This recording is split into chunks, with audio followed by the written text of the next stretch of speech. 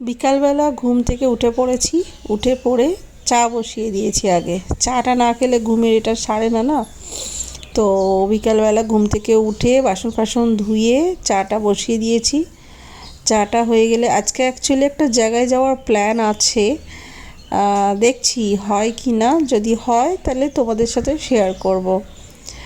তো এখনো পর্যন্ত সেই ইচ্ছা নিয়েই তাড়াতাড়ি উঠে বিকালের সমস্ত কাজ সেরে নিয়ে সেই উদ্দেশ্যেই আর কি রেডিটা হচ্ছি যে সন্ধে সন্ধে সেখানে যাব। তো দেখা যাক, চাটা খেয়ে নিয়ে ছেলেদের টিফিনটা বানিয়ে ফেললাম, কারণ আমি চলে যাব, ওরা টিফিনে কি খাবে। তো টিফিনটা বানিয়ে ফেললাম, এই একটু পাস্তা বানিয়ে দিলাম। টিফিনটা বানিয়ে রেখে গেলে নিশ্চিন্ত, নাহলে তো ফোন করবে। তো যাই হোক, টিফিনটা বানিয়ে নিয়ে বেরিয়ে পড়েছি। সন্ধেও হয়ে গেছে, রেডি সেডি হয়ে বেরিয়ে পড়েছি। তো এখানে প্রচুর ব্যস্ত একটা রাস্তা, যেটা ক্রস করে আমি জায়গাটায় অবশেষে পৌঁছালাম। পৌঁছানোর পর আগে দেখে নিলাম খাওয়ার জায়গাটা, এখানে খাওয়ারও অ্যারেঞ্জমেন্ট হয়েছে আজকে। তো দেখে নিয়ে তারপর চলে এলাম মন্দিরে। যেই উদ্দেশ্যে এখানে আসা সেটা হচ্ছে, এখানে একটা শিব দুর্গা মন্দির এটা।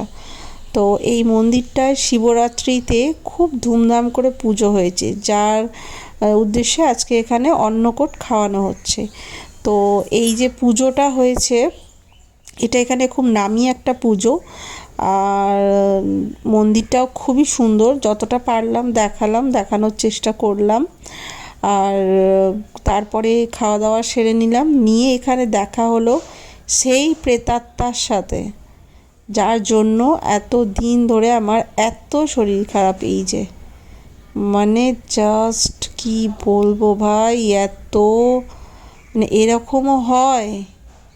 দেখো, আমার তো দেখে তো কথা পুরো বন্ধ হয়ে গেছে, যে আমি ভাবতে পারিনি।